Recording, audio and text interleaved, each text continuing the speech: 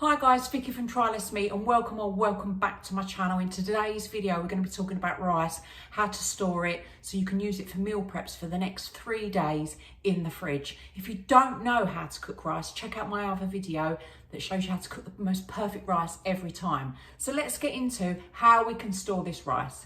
Right, so I've just made some rice from the other video. If you're not sure, check my other video out. This is super easy, beautiful, fluffy rice.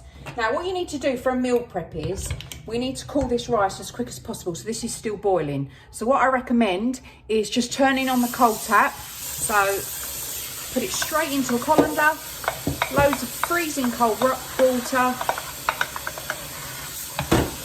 Mix, mix, mix, mix, mix. Get that temperature down as quick as you can so that literally is freezing ice cold rice in a couple of minutes. Then we're going to take this cold rice and we're literally just going to put it straight in once it's been strained into pots. So this is literally, we've heated it up and we've made it as ice cold as possible straight away. And we're putting it into a container and this is going to go straight into the fridge.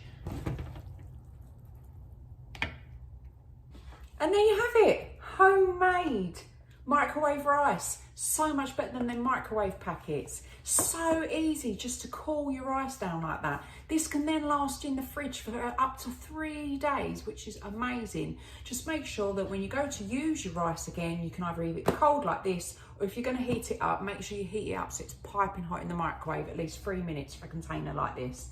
So if you want any more hints, tips and ideas for all things less meat and eco, click the subscribe button for future videos.